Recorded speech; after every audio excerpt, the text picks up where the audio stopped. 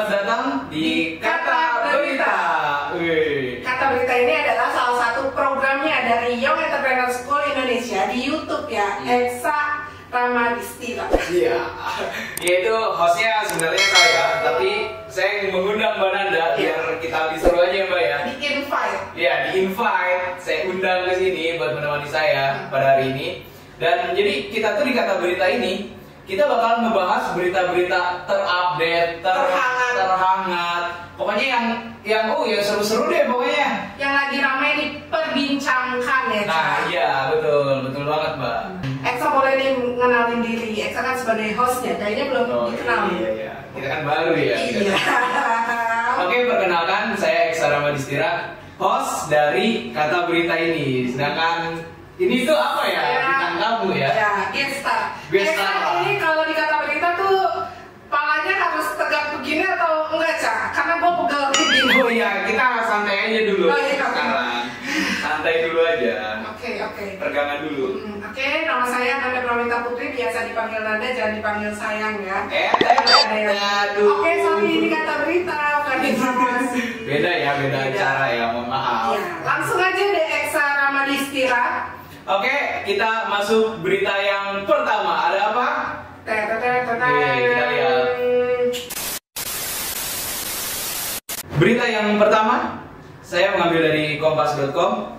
Gugus Tugas Percepatan Penanganan COVID-19 Kota Depok memastikan bahwa kebijakan pembatasan aktivitas warga yang dianggap publik serupa jam malam tak akan mengekang para pegawai yang terpaksa pulang malam. Aktivitas warga ini memang maksimal sampai jam 20.00 WIB atau sekitar jam 8 malam. Lalu yang pulang kerja bagaimana? Mereka baru pulang kerja dari Jakarta. Mereka punya ID, surat tugas dan lain-lain. Jelas juru bicara Gugus Tugas Bapak Dadang Wihana kepada wartawan Senin 31 Agustus 2020. Nah, jadi kira-kira nih jam malam tuh mulai berlaku ya. Jadi pembatasan semuanya tuh dibatasin, aktivitas semuanya dibatasin. Termasuk juga kafe, minimarket, restoran dan lain-lain. Jadi kalau misalnya restoran, minimarket, kafe atau sebagainya itu mulai ditutup dari jam 18.00. Sedangkan kita boleh beraktivitas di luar hanya sampai jam 20.00.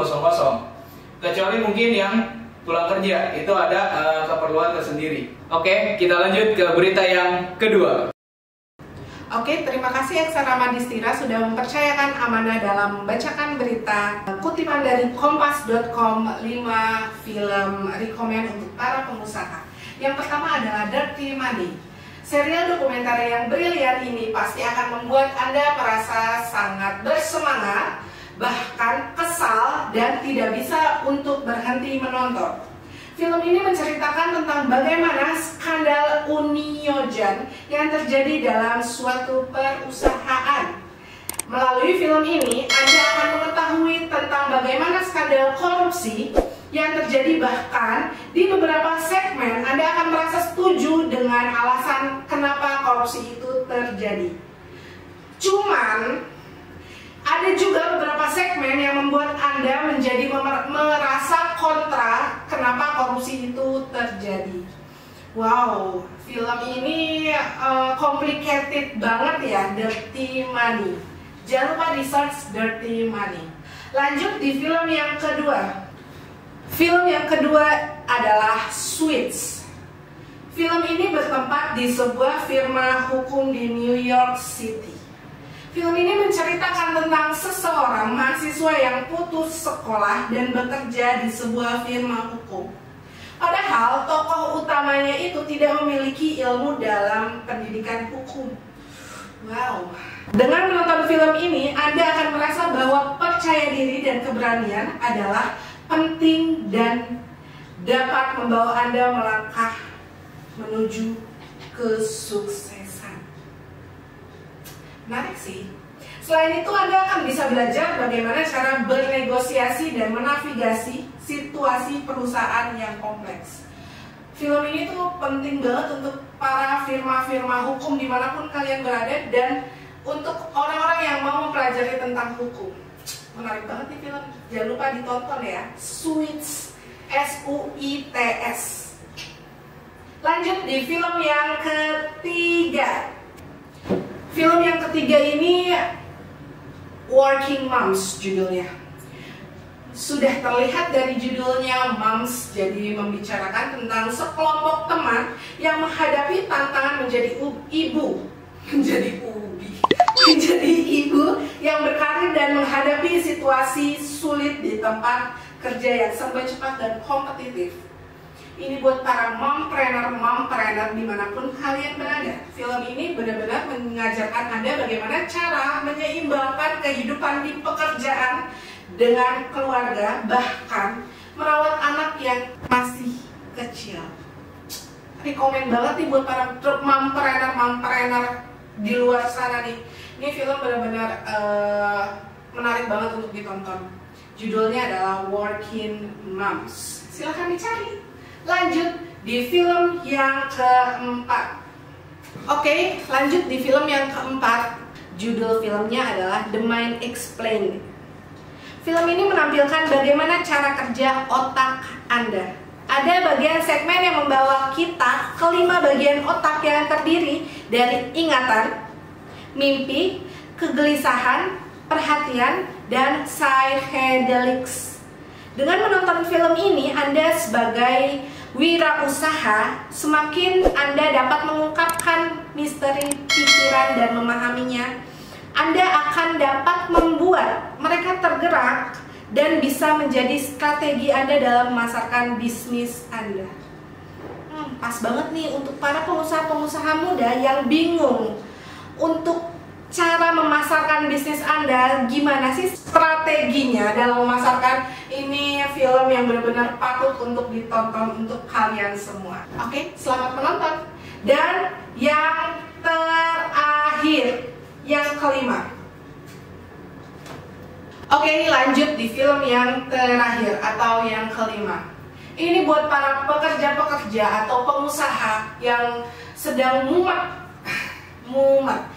dalam pekerjaan ya, atau sedang mengalami beberapa masalah. Film ini menawarkan pertunjukan komedi brilian dan karakter yang akan kalian sukai. Film ini sangat amat menyenangkan dan menarik, mengisahkan tentang budaya kerja yang kontemporer yang sering membuat kita buntu banget. Namun dengan memiliki banyak humor sangat membantu. Jadi ternyata jangan terlalu serius, boleh serius tapi harus diselingi dengan humor. Karena hidup itu nggak terlalu serius guys, nggak melulu untuk serius. Jadi kalian harus selingi dengan bercandanya. Oke, itu adalah 5 film kutipan dari kompas.com untuk para entrepreneur muda di luar sana. Kita lanjut lagi ke berita yang ketiga yang akan dibacakan oleh Eksa Ramadistira. Terima kasih. Oke, terima kasih kepada Mbak Nanda yang telah membacakan berita yang kedua. Sekarang saya akan melanjutkan untuk membacakan berita yang ketiga. Berita yang ketiga bersumber dari liputan6.com, dari turis yang didenda karena mencuri pasir. Mencuri pasir didenda? Lah, kok bisa gitu kan? Nih, bayangin nih ya. Saya dulu kalau ke pantai, itu tuh kalau pakai celana yang ada kantongnya, itu tuh suka nyelip-nyelip pasir, tau nggak? Pasir-pasir, misalnya pantai mana gitu kan, itu tuh suka nyangkut. Nah, untung nggak didenda. Kan kalau didenda bahaya ya, kita kagak sengaja gitu kan. Nah, yang ini beda, ini didenda. Kenapa ya? Dilansir dari laman CNN Travel, Rabu 9 September 2020. Seorang turis Prancis harus membayar denda sebesar 1.000 euro atau sebesar 17,4 juta rupiah setelah membawa lebih dari 4 ton pasir pantai lokal di kopernya. Pasir tersebut ditemukan ketika ia akan meninggalkan Sardinia. Sardinia di sini, kenapa sih kok dia didenda gitu aja? Ternyata perlu diketahui, pasir pantai putih dari Pulau Cantik Sardinia itu ternyata itu dilindungi oleh pemerintah setempat. Turis akan dikenakan denda hingga hukuman penjara jika mencoba memindahkannya dari pantai setempat. Turis yang tak disebutkan namanya itu ditangkap di Bandara Cagliari Elmas pada Selasa 1 September 2020. Kopernya berisi botol pasir sebesar 4,4 pon atau sekitar 1,9 kg. Botol itu disita dan kini berada di ruang operasi tempat kami menyimpan barang-barang yang disita tersebut. Pada akhir tahun, biasanya kita memiliki banyak botol pasir yang terkumpul, kata juru bicara Forest Rangers pulau tersebut kepada CNN.